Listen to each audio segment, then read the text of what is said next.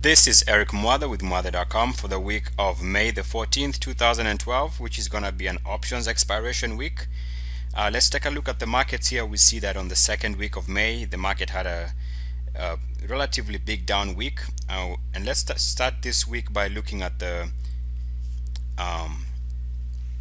foreign markets here. Let's start with the French market, the French CAC 40, and we see that again we have the looking of what has been a bearish setup over the last couple of weeks, which is the crossover between the 33-week moving average and the 10-week moving average.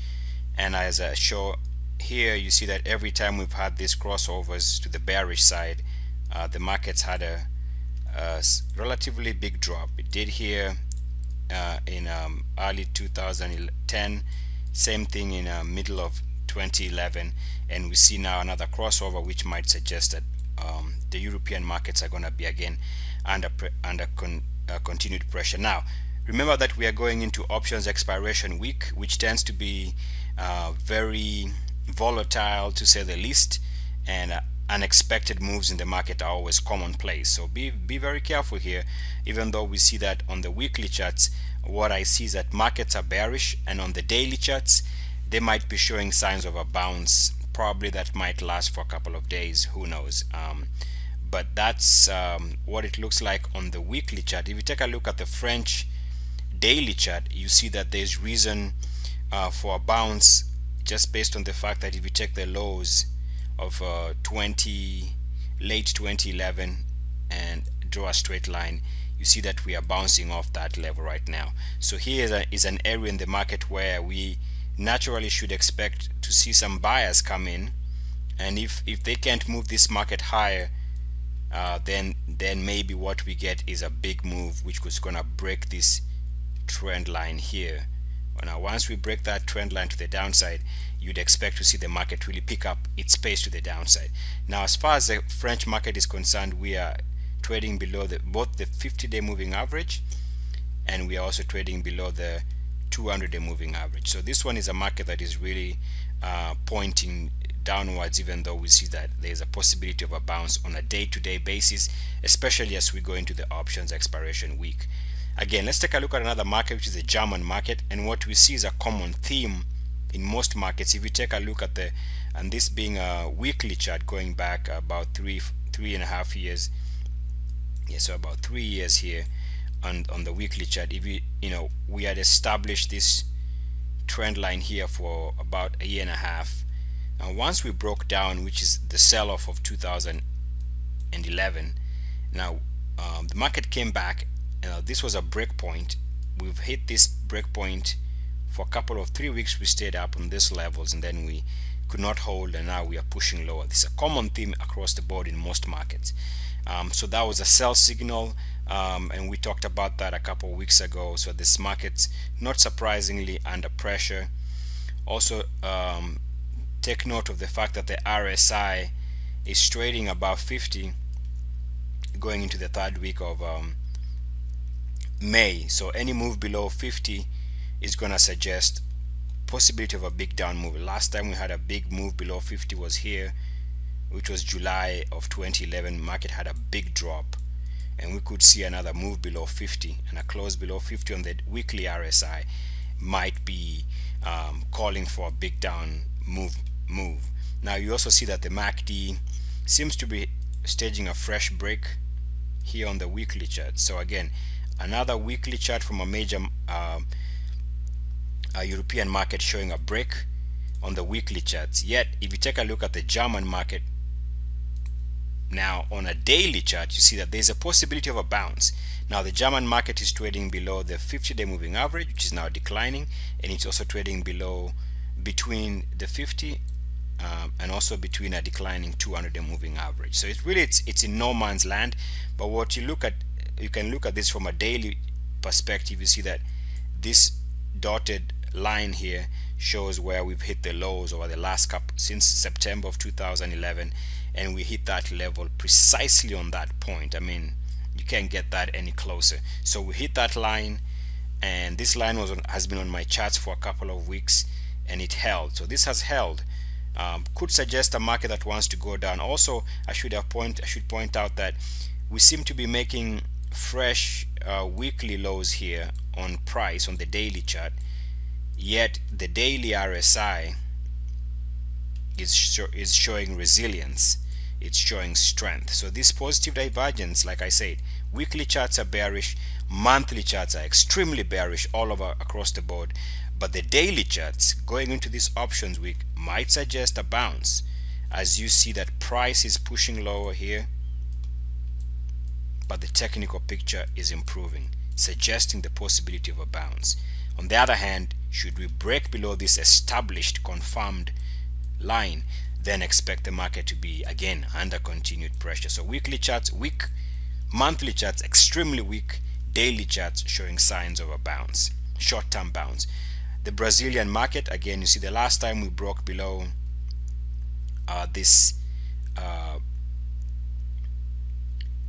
the last time we had a crossover between the 10-week moving average and the 33-week moving average, we see that the Brazilian market had a big drop middle of 2011. And also notice that this being a 3.5-year chart, once we broke this trend line which connects it to the lows of 2008, lows of 2009, draw a straight line. Once we broke down here, we had this big drop, and you also see that the market managed to come back on a V-shaped recovery here, only to touch that level again. Now we've seen this, we see this, like I said, across the board. So this was a break point in 2011, and we tried to move above that former break point, and we could not, hence the market is moving lower. So we see also the possibility here of a crossover between the 10-week moving average and the 33-week moving average. Like previously, that tends to give a weekly sell signal. So again, Brazilian market showing signs of a weekly bearishness, yet if you take a look at the daily chart for the Brazilian market, you'll see that it's now at the 200-day moving average, an area where you'd expect a natural bounce or an attempt to bounce. Also happens to be an area where connects the lows of over the last couple of months. So draw a straight line connecting those lows, you end up with this current area here. So daily charts showing signs of a bounce. That's what I see on my charts. Let's take a look at another market. Now let's go to Asia. Let's take a look at the Hong Kong market. Again, same scenario here. We broke down here, which was sometime in August, July of last year, had a big drop. We worked our way back to this former breakpoint, which is this area here. We found it very hard to move above this level here, and we've since moved down. So again, and we're also breaking this weekly trend line. So what we are seeing here is another weekly chart from a major Asian market showing former sell signals, which were very obvious, or they're now very obvious. And also we see that continued break over of recent trend lines. In other words, weekly charts continue to be bearish. Now if you take a look at the Hong Kong market from a daily chart, you see that there's some signs of hope, given that we are now closer to finding support on the 200-day moving average. So support could be coming, or at least for a day-to-day bounce as far as the Hong Kong market is concerned. Let's take a look at let's come back to euro here, to the European market, and you see that the FTSE also showing signs of a crossover, bearish crossover between the 13-week moving average and the 33-week moving average. So that could be bearish.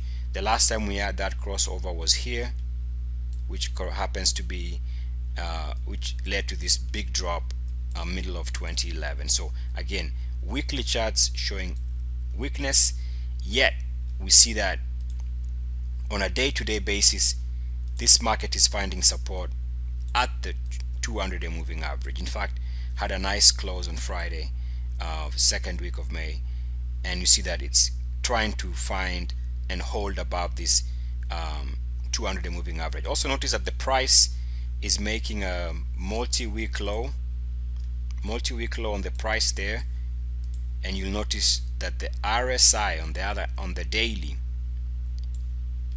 the RSI is showing improvement in the technical picture. So this positive divergence could lead to a day-to-day snapback rally. Now remember, the weekly charts are bearish, monthly charts are extremely bearish. So this could be a short-term scenario, and I probably think that eventually the market goes back to its declining ways. Let's take a look at the Japanese market now, the Nikkei. You'll notice that this gap, there's a huge gap here, huge gap, which happens to be the tsunami.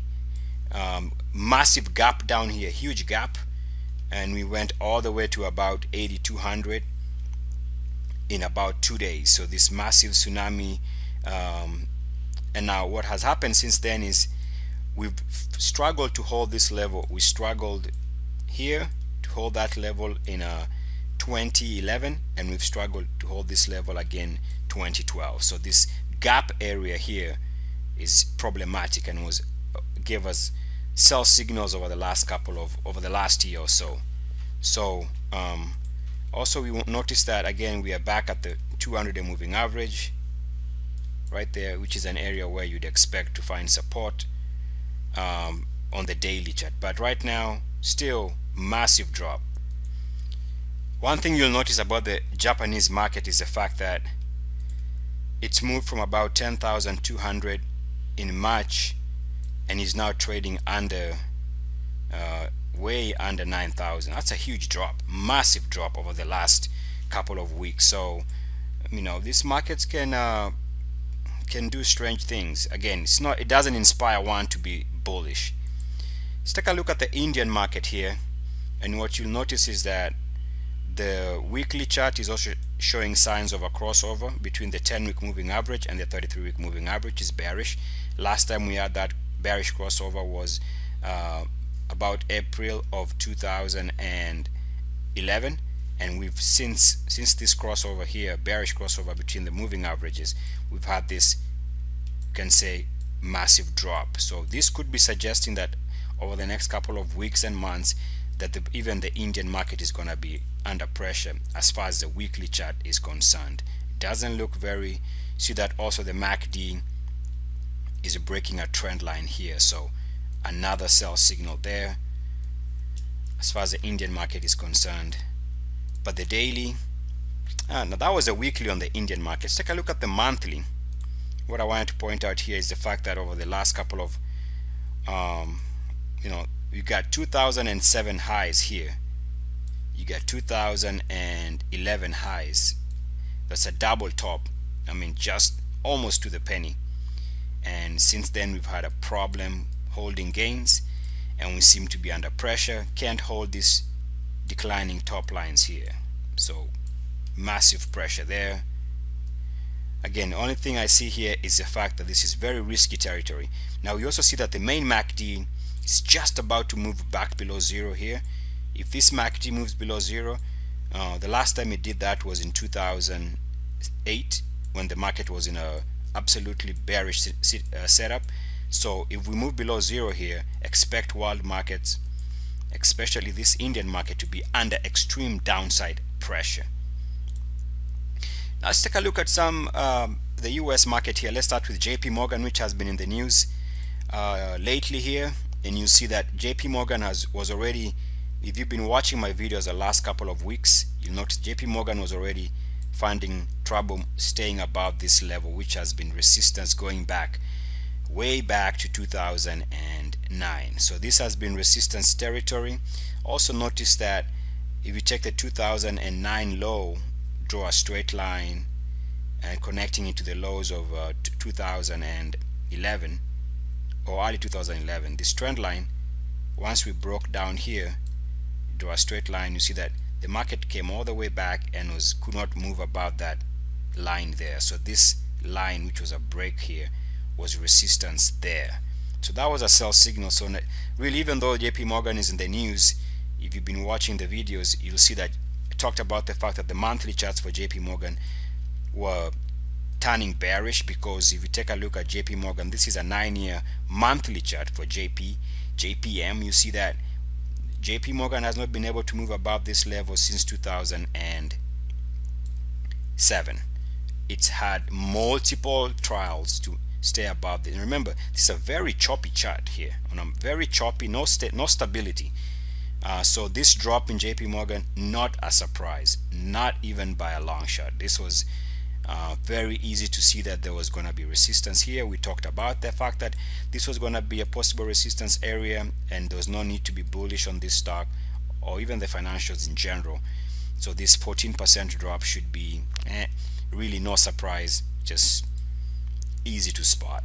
Now remember, all this recent drop began because you notice that the Dow was making a fresh 4-year high on the Dow, but the technical picture was not following through. So the technical picture was not solid, was not improving.